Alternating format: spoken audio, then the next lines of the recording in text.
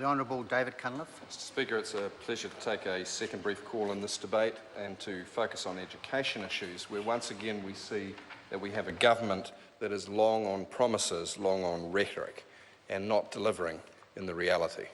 Let's take members opposite at their word. I think all parents care for nothing more than the well-being of their children, and I believe members opposite are sincere in their wish to see our children succeed. The question, sir, is whether the program that they're enacting is going to deliver on that promise. Let's first look at the compulsory education sector and then at the tertiary. The government has been known for two great changes to compulsory education: national standards and charter schools. National standards have been panned around the world. They cause people to teach to the test. They are the exact opposite of what a modern millennial economy demands, which is that you can get basic education off the internet, but you need to learn to think critically. That is why teaching to the test, one size fits all, absolute achievement rather than relative improvement, is a road to pedagogical nowhere. In my electorate, where 40% of my constituents were not born in New Zealand, and for many, many students, English is not a first language, and English-based national standards, even if it were objective, even if it were specific, even if it were moderated objectively, which it is not, would make no sense at all. They are taking education backwards. So the second great proposal of this government is charter schools. And charter schools, sir, make no sense.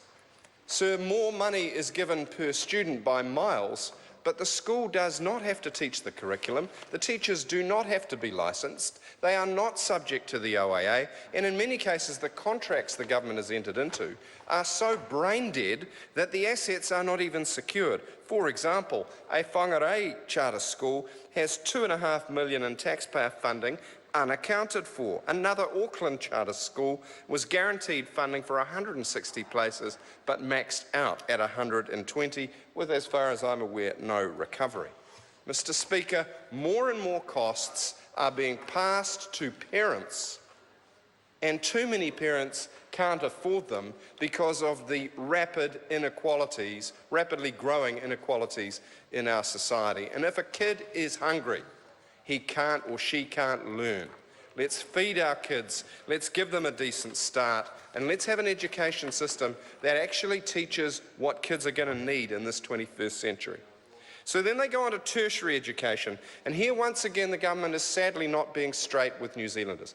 From the Minister's own lips, as recorded in the report of the Education and Science Select Committee, there was no $113 million, quote, further funding for education.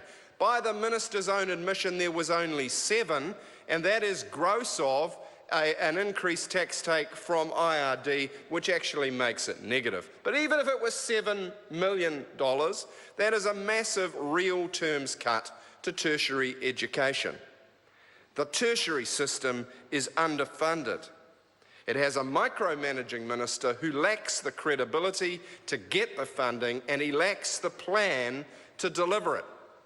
The institutions in the sector are a mess, sir.